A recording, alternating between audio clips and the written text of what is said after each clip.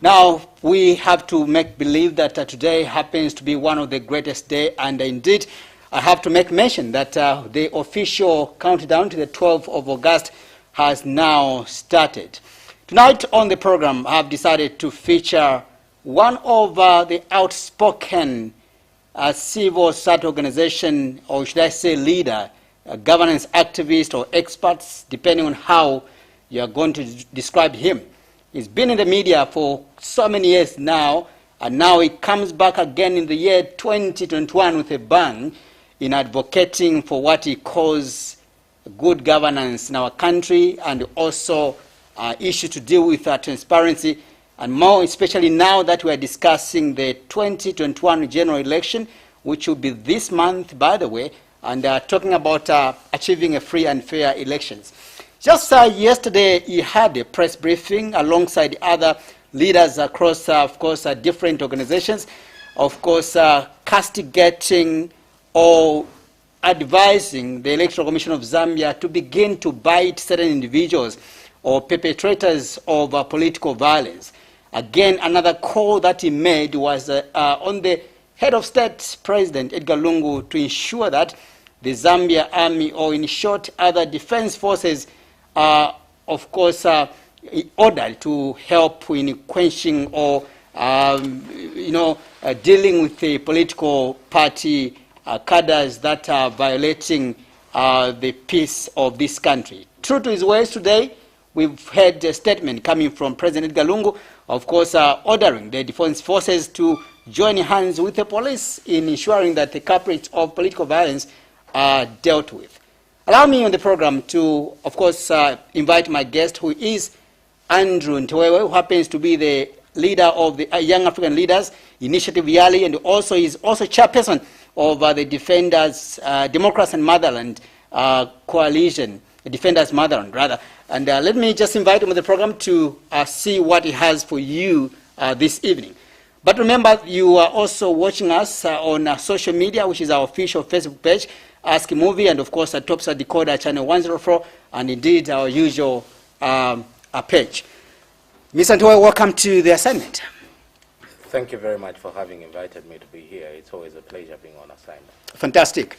Let's begin from a very hard question, because I do know for a fact that when we did issue, an advertisement regarding your presence on this platform this evening, there were so many questions, overwhelming questions that came through, and also criticizing.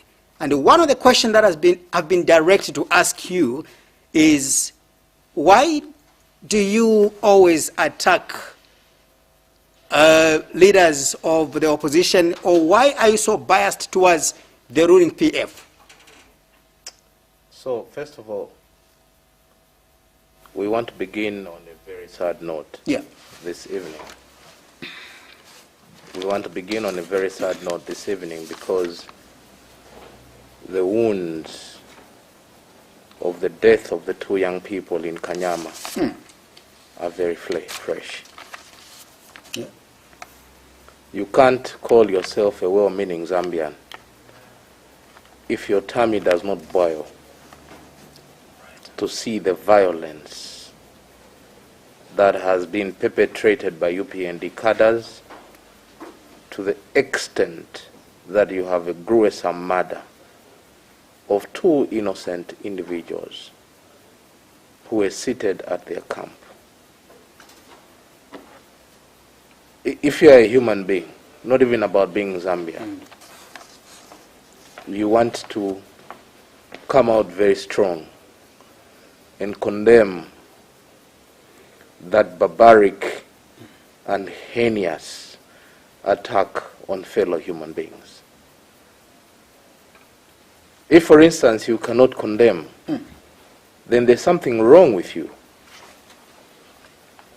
Something seriously wrong with you if you cannot condemn. And IP, we are 11 days before the election. We have heard statements from various leaders condemning that gruesome murder, that butchering, cutting people in pieces is unheard of in Zambian history. And we have seen the church come out very strong. We have seen leaders of the opposition speak against that violence, apart from Hakainde Hichilema.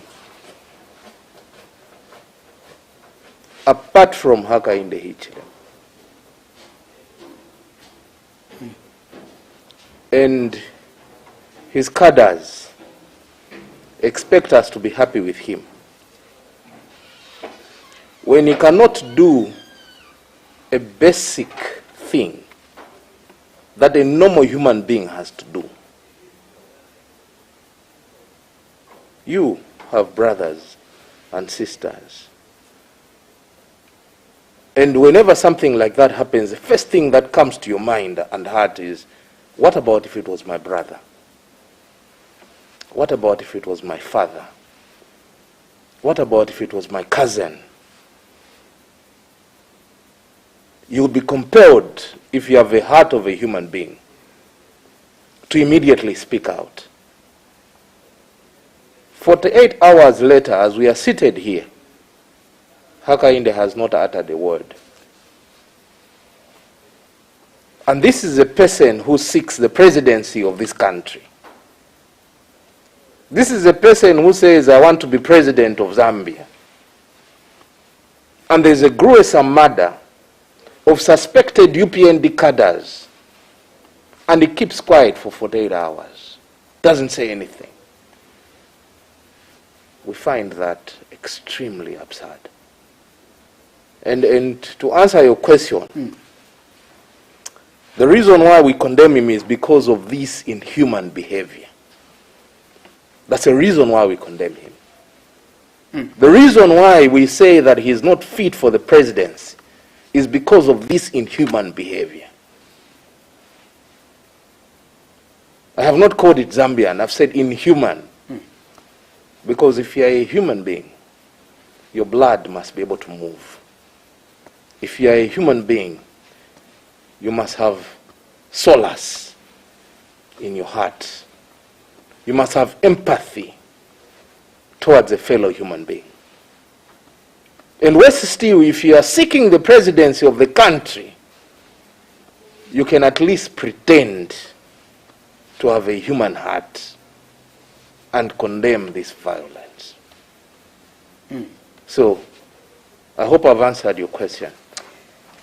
You've answered my question, and although my question was not really on the UPND leader himself as HH, but for me was a general question: why do you attack, opposition party leaders, and why are you seemingly or sounding so biased towards the ruling Patriotic Front?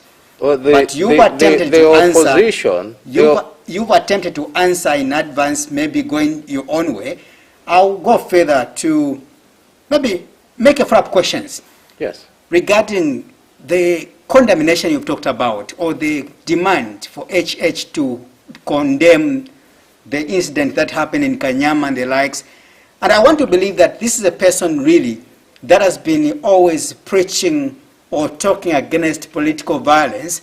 According to him, he's made it clear to say, as opposition party leaders, we can talk or we can preach against this issue called political violence.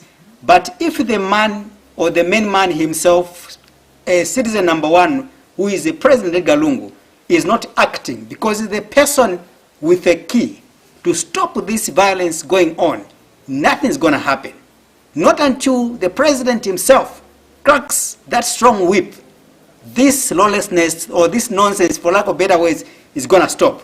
And he's been giving examples about Mwanawasa and how he ended the political violence. That's a stance of one UPND leader, Kende Hichilema, among other people. Why should you put the blame on the UPND leader alone? The problem we have is that he has not come out very strong to condemn violence wherever it has reared its ugly head. What is going to change, really? Even if he came out today, what is going to change? When we talk about peace, he wants action. He believes, according to him, he said that he believes in action. So you are going to ask me a question, I'm going to respond. Please respond. When we talk about peace, it must be a holistic approach. And the argument we have given from the coalition is that you cannot sit back as a leader and say that the only person who can stop violence is the president of the country. That is a very misleading statement. To cultivate the peace which we've had since 1964 requires concerted effort by all leaders, by anyone who is Zambian who calls himself a leader. All of us must clearly condemn violence. We must not on one hand say violence is bad and immediately, quickly defend violent characters. You can't do that. Because the moment you do that, it means you are abating, you are promoting, you are giving excuses for violence. Now, I'm not here to put words in someone's mouth, but words that are spoken by leaders go a long way. If a leader tells you, stop violence, it goes a long way. But if, for instance, it doesn't matter whether you have instruments of power or you do not have instruments of power, it goes a long way. We have very practical examples of opposition leaders in this country who have spoken against violence. And because they have spoken against violence, the masses have heard and have stood down. A practical example is Anderson Ngambela Mazoka in 2001. He had believed that he had won that election. BBC had announced that Anderson Ngambela Mazoka had won the election. But eventually, as it were, he lost the election. He came out very strong, urging his supporters to stand down. He said, look, we have a country to protect. It doesn't matter whether I've lost or won this election. The truth of the matter is that Zambia must continue to exist. We must live at peace with one another. And his message was clear. Did Anderson Mazoka have any instruments of power? No, he didn't. But he understood the responsibility that he had as a leader in a community and in a nation. He knew that once he had spoken, his words were going to go a long way. We had Michael Chilufya-Sata in 2006 and 2008. When people were organizing themselves to do riots because they believed that PF had won the election, Michael said, you are not going to do that. You're not going to promote violence. Because if you do violence, you're going to destroy this country. If you do violence, you're going to kill people. If you kill people, who then am I going to govern when I'm given the mantle to govern this country? These are people I'm giving examples of people who do not have instruments of power. But ultimately, they contributed to promoting peace. The individual we are talking about has abated and promoted violence. And how he has done that, he has openly stated, go and defend yourself. What kind of a leader would tell his supporters to say, go and defend yourself? Of which you can also defend yourself. That's the thing. The point I came to attack you, for example, the point is, you will not let me. The point is, I'm trying to tell you, I'm trying to tell you, there's a difference between a kawayawaya from the compound and a leader from the compound. A leader, someone who calls themselves a leader, there is a certain benchmark that is expected. There is a certain language that is expected to come from this leader. And the leader speaks upbuilding language. The leader will not say panga for panga. A leader will not say an eye for an eye. A leader will not say go and defend yourself. A leader will build peace. That is a challenge we've had with Hakainde Hichilema. Today, as I'm speaking, I have told you at the very beginning, I was discussing with a colleague of mine who told me, no, there was a bad tweet in the morning. This tweet was not Hakainde's tweet. It was just a creation of someone. I asked him, I said, okay. So somebody created this tweet about Hakainde abating violence and talking about his cadres avenging and so forth and so on. Somebody just created that tweet. What is the official position of Hakainde Hichilema over the two people who were murdered in Kanyama? No, can you tell us what is the official position of Hakainde Hichilema over the matter? Of course, the official position has come out. We just had a press briefing today, which we covered today, by Cornelius, which was addressed by Cornelius Combo, among other leaders. Yes, but who have come out to say they are not aware about all that accusations that people are talking about. You see, in all this, yeah, in all this, and this is what I'm trying to tell you here. That's a mark for leadership. The gruesome murder of two individuals in such circumstances is so big that somebody who is worth a leader cannot afford to keep quiet. You can't. And I'm just informing you that the party has spoken. That's I'm just trying to tell you, to say that HH has spoken. Look, in this matter, through Cornelius, in this matter, for instance, the President of the Republic has had to speak out. The President of the Republic. Why? It's human life, innocent, we are talking about. Do not justify the unjustifiable. It's human life we are talking about here. And you see, this human life we are talking about is human life which was lost in cold blood. Cold blood. Someone who is a leader, something must move in your heart. Something must just shake you. But no, someone is cold. People have died, someone doesn't see anything different.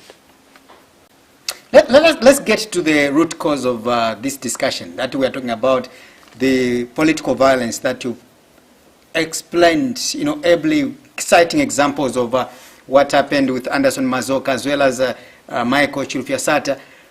Let's look at the root cause of this political violence that has been going on, because I want to believe that it is where now, I'm sure, UPND has been talking about, among other leaders in this country, to say the problem we have is that we've got a president, we've got a head of state, we've got a political party here, which is not ready to fight this political violence.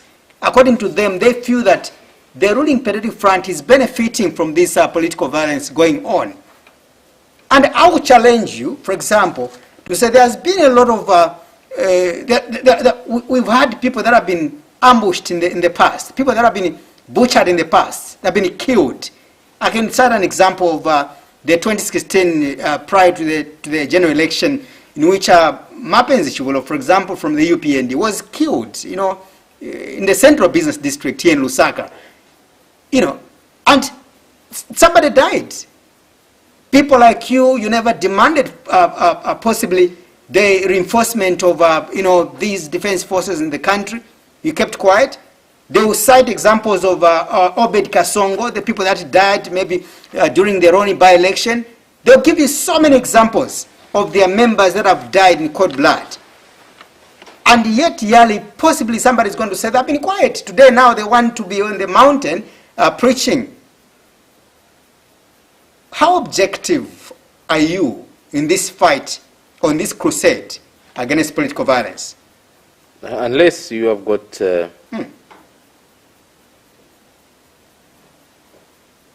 fact that you've directly attacked me, I will respond directly to you.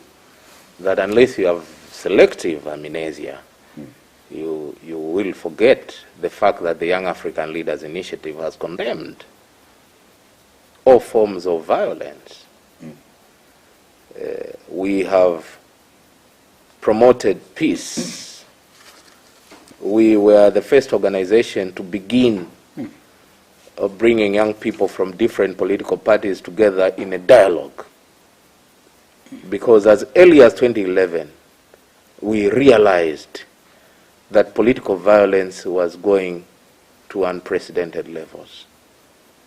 Like where we are now. To where we are now. And we knew that something had to be done. We were the initiators of the signing of peace accords, agreements, among political party youth from different political parties. We started teaching young people the value of coexistence, the value of tolerance.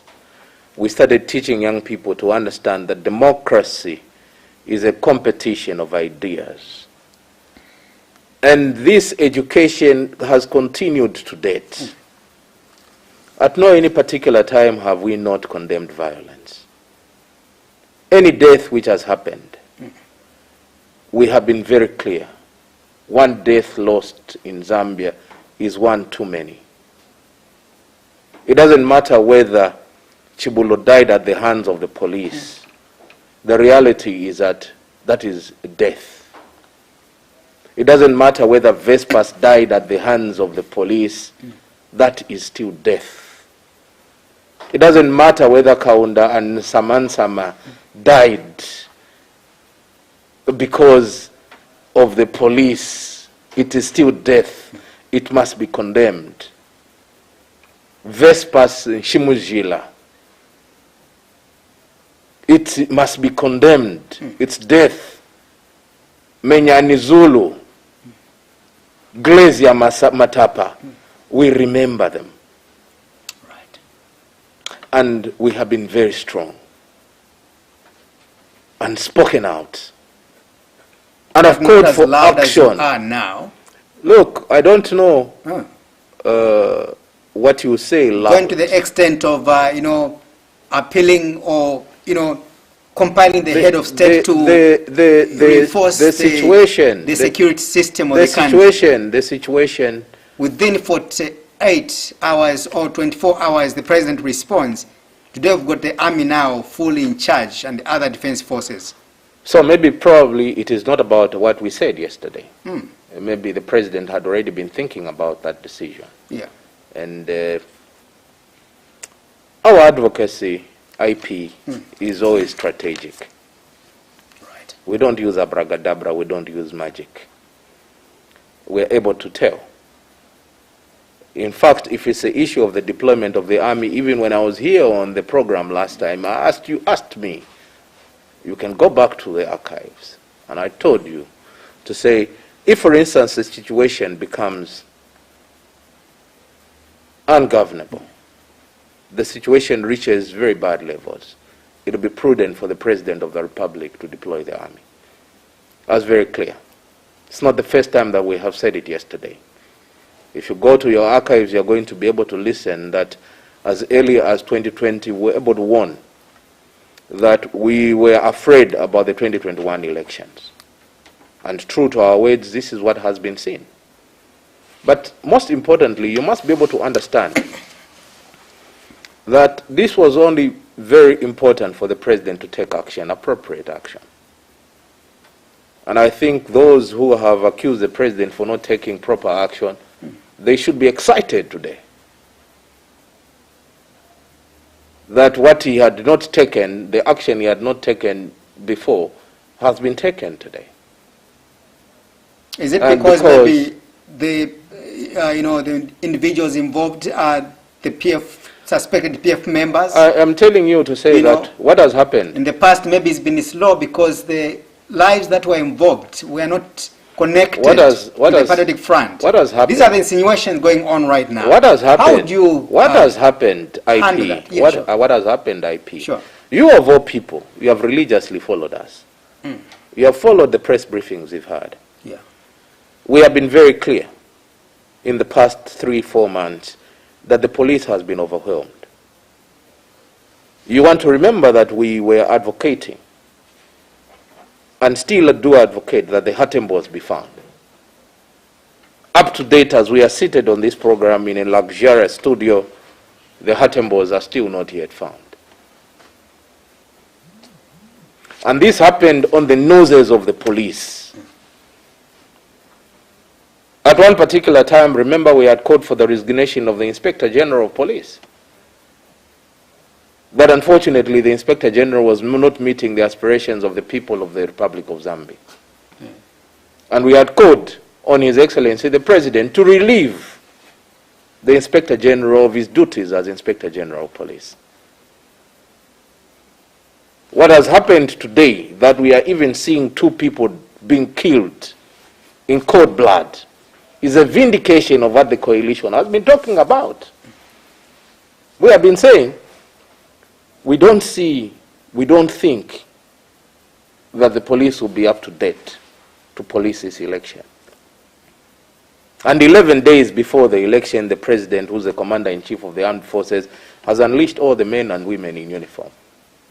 That is a vindication on the part of the coalition. Where does this put the police, really? Because like you've rightly put it, that you began your advocacy, I think that was last year, appealing to the police to stiffen their, their security, tactics in dealing with these perpetrators of violence. And nothing has happened. I remember at some point the IG Kakoma Kanganji was given a 6 months contract in which to perform or to put his house in order. Still more, nothing has happened. The violence has continued escalating. Today we've been told that all the defense forces have been now ordered to get involved in this fight against political violence. What does it put the police? Would we say the police have completely failed and the IG possibly is a failure? Because by the way, let's not forget that his contract again ended. That was last month. So we don't know who is he at the moment. At this stage. All right. At this stage. What can we say? At this stage, he's hanging by the thread. And literally, he is in that position purely because of the discretion of the head of state. But in reality, the action by the head of state simply shows that the police have been overwhelmed. All you have to do is to go to social media and see how police are being overrun by cadres. They're being overrun by cadres. They're being intimidated by cadres. They're being insulted. In other cases, they're almost being beaten by cadres. Meaning that there's something wrong which has happened. I want us to simplify this discussion, Mr. Ntewewe. When we say the police have been overwhelmed, what do we mean here? Why can't you be magnanimous enough to say the police have failed, the IG has failed? I am saying they have been overwhelmed deliberately. Right. Yeah, because there is a lot of work that is involved in policing a country. And for us to completely write them off, I think that it will not be fair.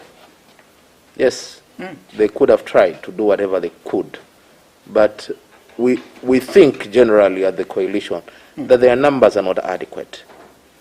We think generally which defines failure. That they have been overwhelmed. And I'm deliberately avoiding. I'm deliberately avoiding the word you want to use. All I am trying to say is that, unfortunately, the police have been overwhelmed, and there has been need for the commander-in-chief to act magnanimously to ensure that something is done about it. That's why we are very excited. For me, Mr. President, I question your magnanimity sometimes more especially on matters that, hinges on the ruling party, or that hinges on the government institutions, for example. If I've been given a mandate or a job to do, and then I've been proven to be incompetent about that job, then you reinforce, you bring somebody else to help me. What does it mean? That's not a simple definition of me being a failure. You are trying to look at it in terms of failure. Yeah. I am looking at it in terms of overwhelmed. Right. What's the difference there? There's a very, very big difference. For instance, one looks at the number of police officers in Katete, and then you look at the number of cadres who are moving with HH in Katete, and you begin to ask to say, will this number of police officers be able to deal with the challenge that they face? They're overwhelmed. Even as we can say that there has been a lot of investment in the police. Yes, we have seen houses being built. Yes, we have seen some equipment being built, being bought. We have seen cars coming in. But you will agree with me that there is still a lot of work that has to be done. The cars that our police officers are not adequate. The numbers of people that are being employed as police officers are not adequate. This year, we had a recruitment of only 1,300 officers, and the Minister of Home Affairs was very clear. He would have loved to employ 5,000 officers, but due to fiscal challenges. So these are realities that we must be able to look at. We must be able to look at the number of officers consummate with the work that they are supposed to be able to do. No wonder the coalition prefers to use the word overwhelmed. Does the IG, you are a governance expert, was, I would say, seasoned, governance expert we have in this country. And these governance issues maybe much more better than myself here and the people, some of the people that are watching right now. I'll ask you this question. Does IG Kanganja deserve to be in that office up to date, despite that his contract ended long ago? You see. And up to now, there's no any statement coming from the president to either legitimize again the stay of Mr. Kanganja. But it's business as usual. How do you look at that move? I tell people that governance is not as straightforward as you see it.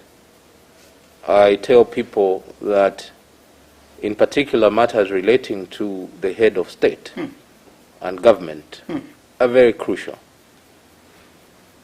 The president has more information than any other person. He knows much more than all of us. He receives a daily update from our security wings on a daily basis. So he knows the challenges, and he knows what he wants to achieve. The biggest thing at the end of the day is that he has a country to govern, and this country must remain at peace. He cannot afford to make any mistake. Much as we have the privilege and the pleasure of making statements, some of which may not be very well thought out, the president does not have that privilege. He has to make decisions that are sound all the time. So, from where I am seated and where you are seated, we must be able to understand that that is a privilege of executive authority. He knows more. What information really, Mr. Ntewewe, does the president need to know or need to have, apart from him just informing the general public to say this man had given him 6 months and this is what I'm trying to tell you. Let me finish my question. Yes. And therefore, his contract ended, that was last month. So for him to proceed up to now, the second month we're in now, or exactly, I have renewed the contract. It ends there. It's about I have renewed his contract or he's gone. And this is what I'm trying to tell you. So what information does he need to have? Listen, this is what I'm trying to tell you. That it is not as simple as all that. It isn't as simple as all that. I have indicated he receives intelligence information on a daily basis. You don't need any intelligence information, Mr. Ntewewe. I don't think so. For God's sake. See, this is where the problem is. You are not running a small farm. No. You are running a country. Unless you tell me or the people of Zambia to say there is a breakdown in the rule of law. No, this discussion has to do with... Because as far as the people of Zambia are concerned, this discussion... we would simply say that Honorable, or rather, Mr. Kanganja is in that office illegally. This discussion... Getting paid taxpayers' money.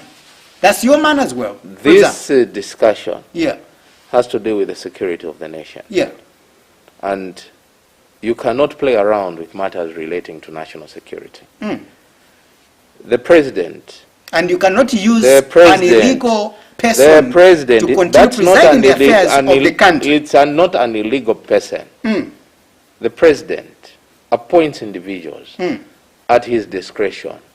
No wonder I have indicated that there is an issue of executive authority.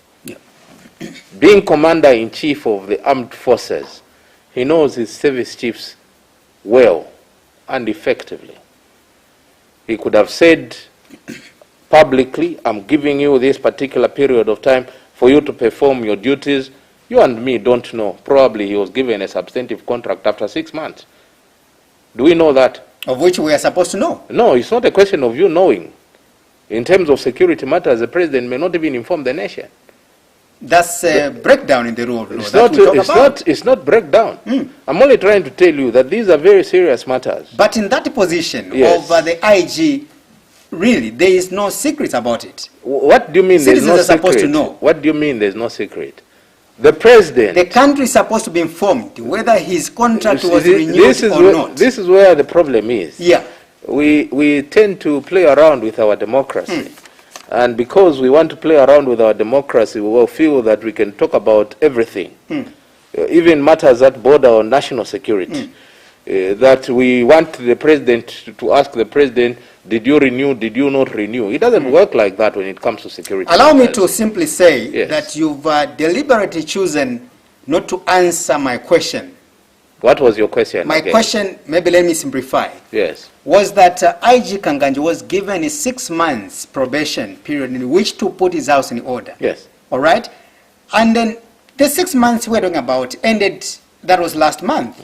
So in the last 1 month he's been there illegally. So what is your question? Technically. So the question is, from you as a civil rights activist or governance expert, is IG Kanganja okay to continue getting taxpayers' money without knowing his fate? For as long as he has been allowed to perform his duties by the commander-in-chief of the armed forces, he is legally in office as the Inspector General of Police.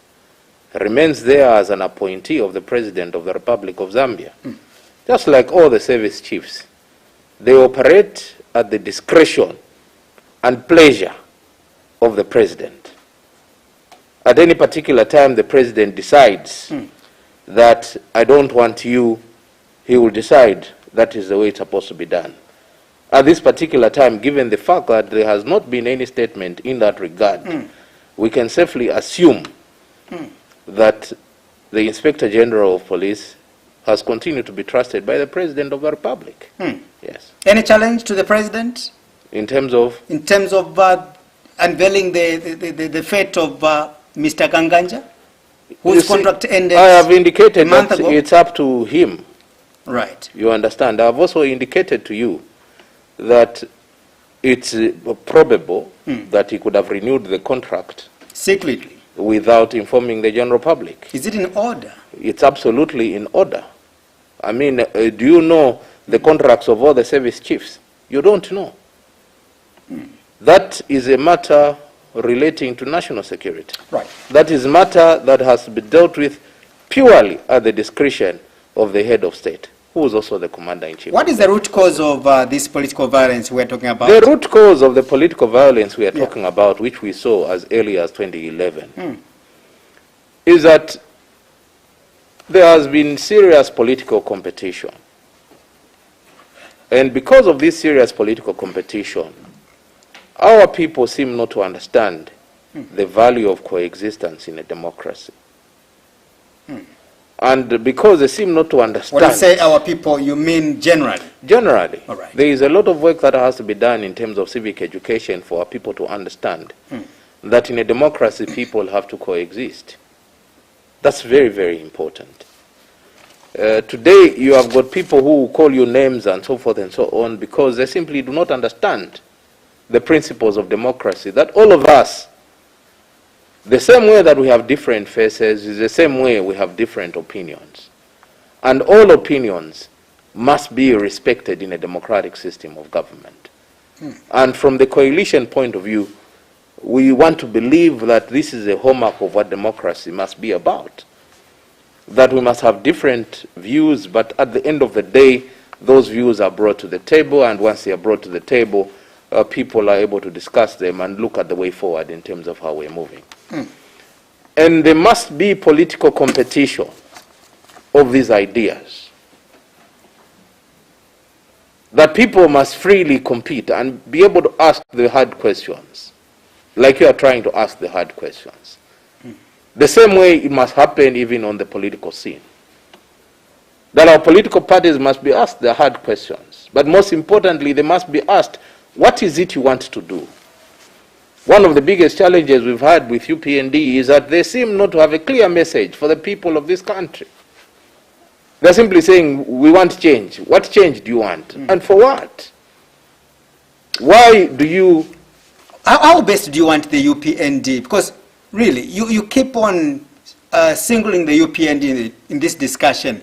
How best do you want the UPND to simplify their message or their campaign messages? You see, what do you want from a governance from a governance perspective?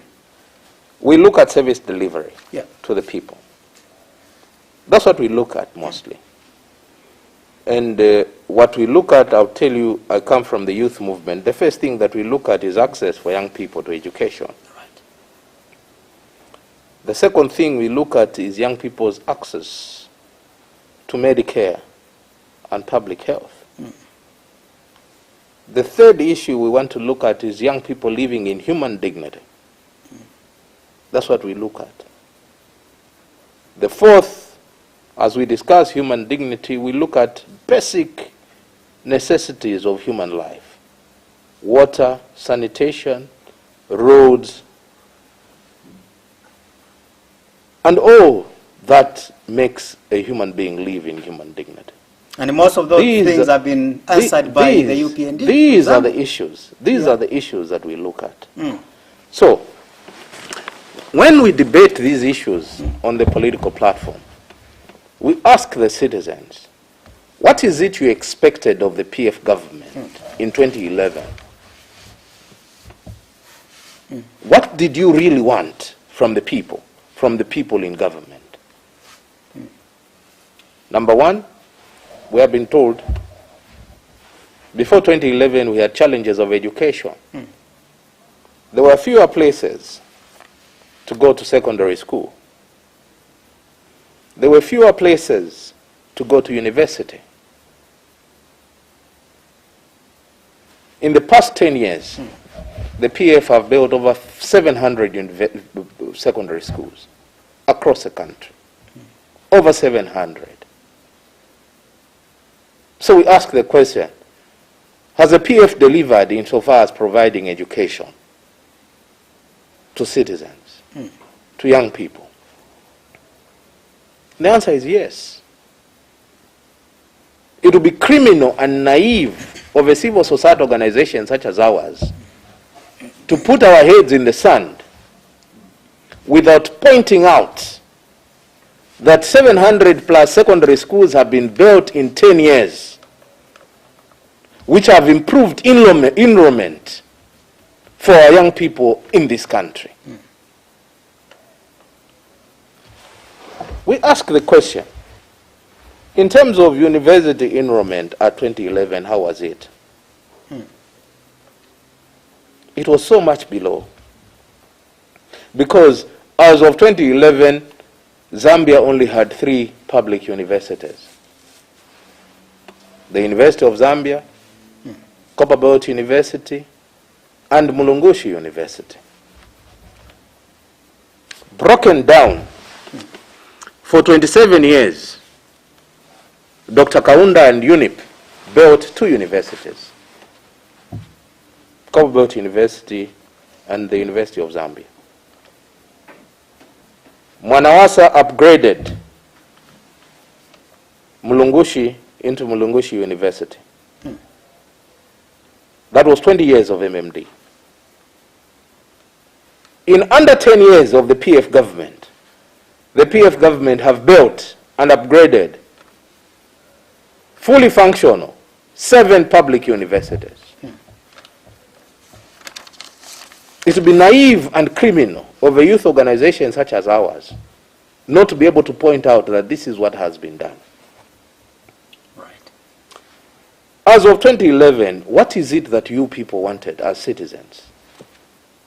Our roads were small roads all over the country. Most of them were impassable. Key roads, key economic roads were not done. They were in a deplorable state of affairs. Every time you journalists would go stand in the Chingola Solwezi Road to show how bad the road was. Almost everywhere in the country, our roads were bad. If you talk about roads in townships and so forth and so on, they were non-existent. In under 10 years, the PF have delivered over 15,000 kilometers. And those are the achievements done by the Patriotic Front. So look, let's go to my question, yeah. my debate. Yeah. You ask me, and I'm telling you that you look at public service delivery. Right. That's what you look at. You look at what is it that is making lives of citizens better. You understand that, eh? You ask yourself a question and say, how many hospitals did this country have at 2011? And I want to help you in terms of what possibly the UPND message is regarding some of those 4 factors we've talked about. The first one was the education system, and you've mentioned a number of universities that have been built by the Patriotic Front from 2011 until now. Of course, we've got so many universities, and people tell you to say access to education amongst the people of Zambia is very, very difficult nowadays. There are people that can't afford to educate their children. There are people that really are still struggling to find money and send their children to school. And the UPND, for example, here, they are saying for us, when we come in, it will be free for all, free education. All right? Why can't you appreciate? Or do you say that message is not simplified? So free education, first of all, equal to paying school fees. First of all, let me move on again. You've talked about the health system of this country. Again, yes, there are a number of hospitals built by the PF government, as well as clinics, health posts you can talk about, of which, if you remember, some of the health posts, again, are not operational as we speak right now, but on paper, they look to be among the achievements done by the PF government. But anyway, that's not the case of our discussion. But in terms of the health system of this country, for example, other political parties, the UPND inclusive, they've been saying, yes, we've got a lot of hospitals, clinics, but in these clinics, there are no medicines. In these clinics as well, there is a shortage of manpower in terms of personnel. Hence, when people go there, they don't get the service that they deserve. Again, the UPND, among other opposition political party leaders, are going to tell you, Mr. Ntewewe, to say, when you go to these clinics as well, the medicines that you're going to find, possibly they will remind you about the expired drugs that this government had procured at some point. So, how would you respond to these things? So, first of all, human dignity, you've talked about again. The other political parties have been on record saying you cannot, or we cannot have human dignity if our people are living in abject poverty. Human dignity comes in when one is happy, one is satisfied. So, what would be your response? First of all, when you talk about human dignity, I want to begin by first of all responding to that, to say that you must have a clear development strategy. Right. In terms of how you alleviate poverty among your citizens. One of the clear strategies that the PF has been implementing is to try and ensure that agriculture becomes accessible. Right. And create an opportunity for citizens to participate and make agriculture a business. And today, as we are speaking right now, my grandmother is selling maize to FRA for 150 kwacha, a 50 kg bag. Here is another story, which, for instance, UPND will not tell you, that my grandmother supplied maize and has been paid her money in less than 5 days' time. That is a story that was never heard of in the past. You hear stories of people supplying maize to FRA and unfortunately taking years without their money being paid on time. When the money is paid on time, do you think my grandmother is going to live in poverty? The answer is no. My grandmother will live in human dignity. That's number one. Number two, you have our citizens who completely are unable to work. Others are widows. Others generally do not have anybody to support them completely. What has the government been able to do? Government has ensured that we have 1 million citizens on social cash transfer. Zambia is a model on the African continent as being one of the countries where people who are less privileged, who are unable to perform any duties, who are unable to work, at least are paid by the government. Today, as we are speaking, about 1 million are receiving social cash transfer. That is living in human dignity. Development is a process. And as I have indicated, this process, we had very less university at 2011. Today we have more universities. I'm by no means saying that we have now enough universities. We still have universities that are in the pipeline. FTJ University in Luapula, Northern Province in Northern Province, and David Lewanika University in Western Province. These are projects that are in the pipeline. Ultimately, this is what we want to believe that government must be able to deliver to its people in the long run, because it's a process. The issue of hospitals, I'm yet to look at the record, because one of the challenges is that we have not been able to do some very good work, especially from the journalistic point of view, to analyze and be able to see and say, this thing which has happened, how is it helping our people? Today, my relatives in Matero don't have to rush to UTH when they get sick, because just within Lusaka, what has happened is that every township has a mini hospital. That was unheard of before 2011. And what has happened is that when you go to University Teaching Hospital, UTH, it is no longer congested like it was in the past. In the past, IP, people used to sleep on the floor at UTH. People used to sleep on the floor. They never used to have anything to complain of. When you reach UTH, they put you on the floor. It was normal. Today, that is not normal. Why that is not normal is because government has been able to achieve these issues. So, in terms of public service delivery, the bigger question that we have asked, and for instance, we are very clear that the PF government has performed extremely well, is that people want more. They're not saying the government has failed. They're not saying the government has not provided these issues. They're saying they want more of what the government has already provided. Hence the need for the PF to continue? Insofar as we are concerned, there is no need to change government. In fact, I have argued, and the coalition has argued, that changing government like a shit does not yield positive results for national development.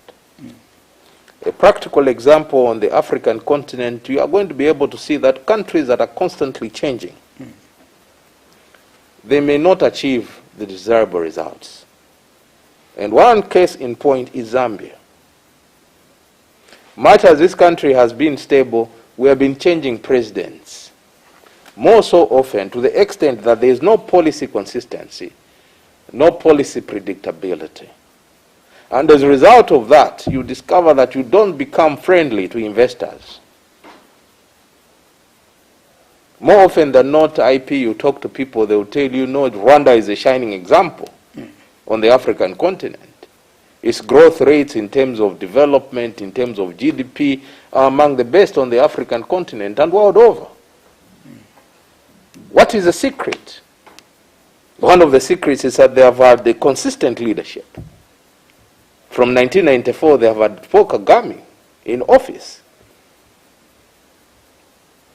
And so there is policy predictability, there is policy consistency. And that country has moved to far-flung areas. To why do you put democracy, the democratic aspect of the country? Democracy... If you've got the same political party or leader going on and on like that. Democracy is a model. When the people want change. The democracy, for example, in Zambia, they will tell you to say the wind is clear, that people are in need of change at the moment. We don't know that. You know. We don't know that. We are going to be able to see that from the election. And the people will be able to decide what they want. Whether they want to change from an already performing system to an untested, inexperienced system. Whether they decide, no, we want to make an experiment. We are going to be able to see that. But ultimately, you cannot generalize. I'll tell you to say experimenting could be better because the people that are claiming to be more experienced, they have failed. The economy as we speak right now is in shambles. And this is what I have been saying to people. This is what I've been saying to people to say, what do you mean the economy is in shambles? In fact, if we did not have an effective leadership, this country would have been in shambles for real. Now we talk about shambles, we don't even know what shambles are. We don't know. Because we would have had serious challenges. You realize it's failing to pay foreign debt, not a crisis, or not a failure? That was a strategy. It was not a crisis. It wasn't a failure. A strategy to fail. A strategy to pay foreign debt. A strategy to restructure the debt. Right. You don't do things anyhow. Over-borrowing as well is a strategy. It's not over-borrowing. We have only borrowed about, our debt is just about $12 billion US. Our GDP is close to $30 billion US, and it has not been rebased yet. Just about. Yes, just about. Meaning that it sounds as if it's a very simple and very small amount of money. Which again, in turn, as a government, the government has failed to pay that. See, this is what I'm trying to tell you. To say that. I know that we are about to go, but yes. But you raised an issue of debt. Please, you can respond. And so you cannot just respond. Sweep it I've under got the one carpet. last question for you. You can respond. The key element is the fact that the debt that we have acquired as a nation has been utilized effectively for the greater good of our citizens. Right. The debt we have acquired has made us look like we are Zambia for you. Today, as I'm speaking and I'm seated with you, we have got two very good international airports. Kenneth Kaunda International Airport, as well as Simon Mwansaka Pwepo International Airport. We also have Harimwanga Nkumbula in Livingstone International Airport. We have over 15,000 of road kilometers of tarmac that have been done. We have flyover bridges. Can you imagine the way Lusaka was If, for instance, we did not have any investment in decongesting our roads, how was Lusaka going to be? Right. So we have schools that have been built. I've given you a number, over 700 schools built in 10 years. We have to go, but we have not university go. If I don't ask this question, I think yes. I'll be in trouble, because one of our viewers sent this question to yes. ask you, to say you've been very consistent in attacking the Commonwealth as well, and we are remaining with you only a few days before the elections. Yes. And these are the people that are funding this country. Why do you insist what do you in mean attacking that the Commonwealth? What do you mean that they are funding this country? What do you mean? Let us not put words where they are not supposed to be. I don't know of any country that funds Zambia. Not at all. We have development bilateral agreements with the different countries. And the reasons why we have these bilateral agreements, they are mutual. They're for mutual benefits of our two countries, or multilateral countries. Our relationship with various countries is based on mutual respect, and must be based on mutual respect. It does not mean that when we have got our relationship with these European or American countries, and you call them foreigners, it means that we have abdicated our sovereignty. We haven't abdicated our sovereignty. The key element is that it becomes twitchy, IP, especially when it comes to issues relating to elections. Elections are a sacred matter. Right. Elections are a matter of national security. And you don't want people meddling in your elections. You don't want. You cannot go anywhere outside this country and meddle in other people's elections. They will chase you just there and then for simply talking about their elections. Right. And I am saying this openly. You ask the Europeans, they'll tell you. Ask the Americans. You can't go to the United States and talk about American elections, and they allow you. They will not allow you. In fact, one of the key elements you must be able to understand is that, for instance, in the United States, no any civil society organization can solicit for resources outside the United States to participate in the elections in the United States. Right. They will not allow you. You understand that? So these are matters of national sovereignty. Right. In the US, there was challenges in 2016. They had challenges with Russia, claiming no, Russia was meddling in their elections. In the UK, the same issue has happened, where people have been accused of trying to meddle in these elections. In Zambia, we are simply saying Zambia is a sovereign state, and our elections are sacred. They're a matter of national security. So when you come here as a foreign observer, do your job. And your job must be observing. Observe. Write down notes. At the end, issue a report. You are not allowed to participate in our elections. That's right. You should have asked it much earlier. Thank you so much. It's a very, very important question. I know that you still come back. I am very grateful for the invitation, but I think that we can have a bit more of this conversation. Right. Especially in terms of where we have come from, where we are today, and why we are so convinced that changing government will be very retrogressive at this stage. I know that we are counting down, so sooner or later I think we'll organize for another program so that you can come through and finish all these issues. Yes. But otherwise, thank you so much for coming. I am very grateful for the invitation. Yeah. And also grateful to all the listeners and viewers out there. Right, thank you so much, and allow me to appreciate the viewers for your participation and all the questions that you earlier sent. We believe that Mr. Andrew Ntewewe has attempted to answer those questions. If he hasn't, I believe that he's just a human being. You'll be able to do better next time. Allow me to appreciate also my producer, Mafutopiri. Thank you so much, as well as my director this evening, who happens to be Obvious Kapunda, and the team. Thank you so much. May God bless Zambia. May God bless Mother Africa. Good night.